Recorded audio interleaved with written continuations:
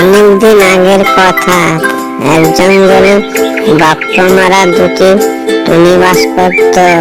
তারা দুই ভাই বোন, একজনের নাম টকি, একজনের নাম টুকি।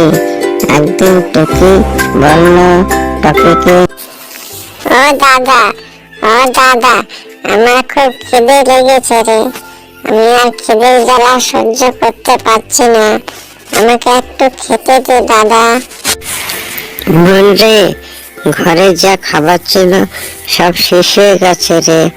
আচ্ছা ঠিক আছে, তুই বাড়িতে থাক, আমি বাইরে গিয়ে কোনো খাবারের ব্যবস্থা করতে পারছি কিনা, কেমন?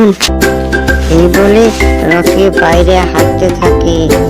আর কিছু সময় পরে তার মাসি মুন্নি আসে আর তারাকে বলে, আয় মাসি, তুমি হঠাৎ করে বলো কেমন আছো? বসো বসো, বাড়ি যখন এসছো একটু বসো মাসি। আমি এখানে বসতে আসিনি, আমি তোদের বাড়ির দখল নিতে এসেছি। এটা আমার বাড়ি, তোরা এখনই দুই ভাই বোন এখান থেকে বেরিয়ে যা। কেন মাসি, আমি আমাদের বাড়ি থেকে বেরিয়ে যাব কেন? তুমি আমার বাড়ি থেকে বেরিয়ে যাও। যত বড় মুখ নয় তত বড় কথা।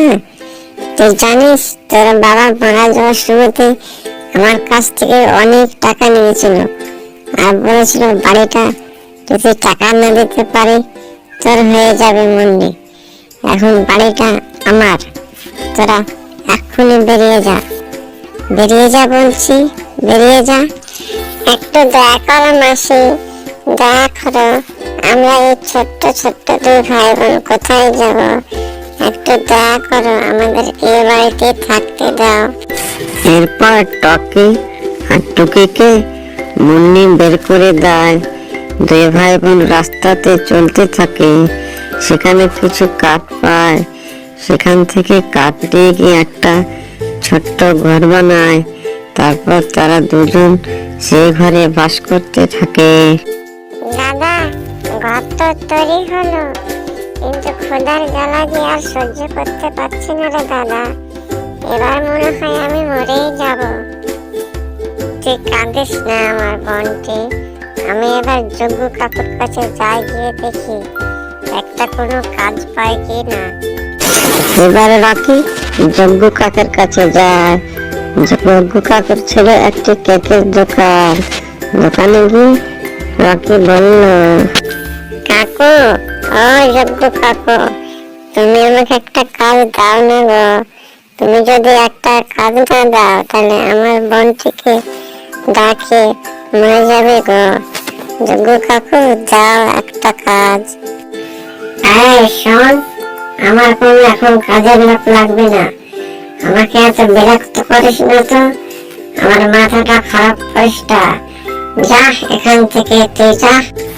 দয়া করো কাকু, দয়া করো, আমাদেরকে কোনো মাইনে লাগবে না। আমাদের দুই ভাই বোনকে খালি শুধু দুমুঠো দুবেলা খাবার দেবে, ব্যাস, আর কিচ্ছু লাগবে না। দয়া করো। রকির কথা শুনে যজ্ঞ মনে মনে ভাবলো, আরে এটা তো প্রচুর লাভ। আমার তো কেকের ম্যান দরকার ডেলিভারির জন্য, আমার তো অনেক লাভ হবে।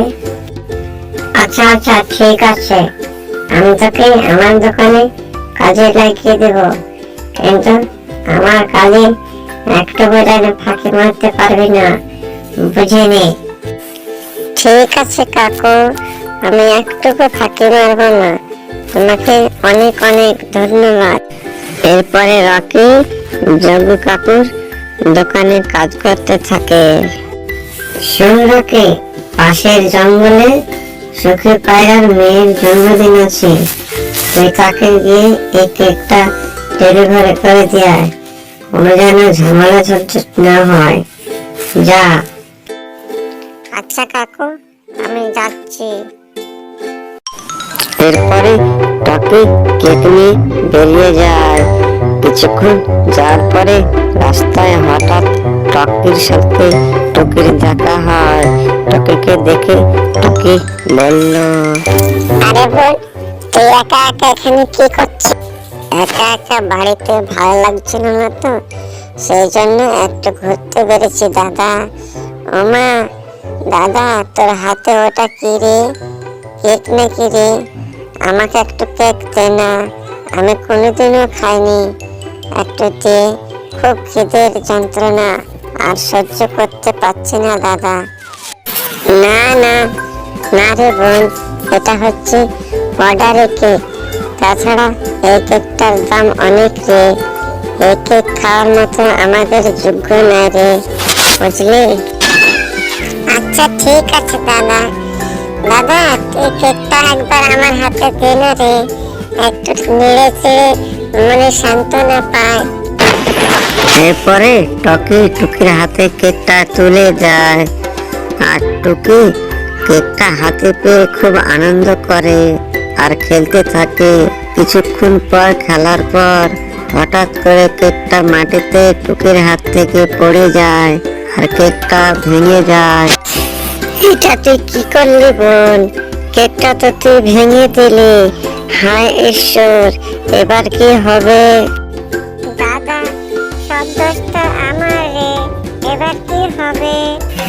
না রে বোন, এভাবে বলিস না, তুই চিন্তা করিস না, দেখি কি করা যায়। এবার যজ্ঞ কাকের কাছে তারা দুজনে যায়। যজ্ঞ কাককে সব কথা খুলে বলে। কি কি কি বললি? তুই আমার কেক নষ্ট করেছিস? জানিস একটা কেকের দাম কত? গরিবের বাচ্চা গরিব, তুই আমাকে কেক কি করে পারবি এনে দে? যজ্ঞ কাকু, তুমি দয়া করে আমাকে ক্ষমা করে দাও। দয়া করে আমাকে কাজ থেকে তাড়িয়ে দিবে না গো, না হলে আমরা দুটি ভাই বোন না খেতে পেয়ে মারা যাব। দয়া করো, আমার উপর দয়া করো। চুপ কর, চুপ কর। আজকে সন্ধ্যার মধ্যে তুই যেখান থেকে পারিস তুই আমাকে কেক এনে দিবি। আমি তোর কোনো কথাই শুনবো না। কেক যদি এনে দিতে পারিস তবে তোকে কাজে রাখবো, নইলে রাখবো না। এরপরে টকি আর টকি দুই ভাই বোন মিলে হাঁটতে থাকে জঙ্গলের মধ্যে। তারা দুজন দুদিকে কিছুক্ষণ যাওয়ার পরে টকি বলল, আর যা হয়েছে সব আমার জন্যই হয়েছে। ঈশ্বর ঈশ্বর, তুমি বলে দাও না আমি কি করব। আহ, বড্ড জল পিপাসা পেয়েছে, আমি জল এখন কোথায় পাই? এই কথা বলতে বলতে টুকি হাঁটতে থাকে। কিছুক্ষণ যাওয়ার পর একটা ঝর্ণা দেখতে পায়। ঝর্ণার কাছে গিয়ে সেখানে দাঁড়িয়ে থাকে, কিন্তু ঝর্ণাতে একটি মুখ ভেসে ওঠে। ওকে, তোমার খুব জল তৃষ্ণা পেয়েছি, তুমি জল খেয়ে নাও, যত পারো খেয়ে নাও। টুকি পেট ভরে জল খেয়ে নিল। জল খাওয়ার পরে বলল, ঝর্ণা, এ কি, তুমি কথা বলছো? ঝর্ণা কখনো কথা বলতে পারে? এটা কি করে হয়? আমি যে কোনো ঝর্ণা না, আমি হচ্ছি জাদুর কেকের ঝর্ণা। আমি সব ভালো পাখিদের কেক দিয়ে সাহায্য করি। তা নেই, ঠিক আছে, কিন্তু আমি তো কোনো কেক দেখতে পাচ্ছি না। কেক তুমিও দেখতে পাবে, আমার যদি একটা প্রশ্নের উত্তর দাও তবে পাবে। বলো দেখিনি। কাজ করে সরতে নই আমি হাতি, পরের উপকার করে তবু খাই লাথি। বলো তিনি, এর উত্তরটা কি? এর উত্তরটা কি? কি জানো মনে আসছে না। হ্যাঁ, মনে পড়ে গেছে। এর উত্তর হলো ঢিকি। এরপরে ঝর্ণাটা, সাধারণ ঝর্ণাটা কেকের ঝর্ণায় পরিণত হলো আর টুকিকে অনেকগুলো কেক দিল। টুকি, তুমি খুব ভালো। আমি তোমার ব্যাপারে আমি সব কিছু জানি। তুমি এখন থেকে যত কেক লাগে তুমি আমার কাছ থেকে নিয়ে যাবে। এই কেকের দৌলতে তুমি সুখে শান্তিতে জীবন কাটাতে পারবে, কেমন? তোমাকে অনেক ধন্যবাদ কেকের ঝর্ণা। এরপরে কাককে তার কেক পরিশোধ করে দিয়ে তারা টুকি আর রকি দুজনে নিজেরই দোকান খুলে নিজেরাই চালাতে থাকলো এবং তারা সুখে শান্তিতে সেখানে বসবাস করলো।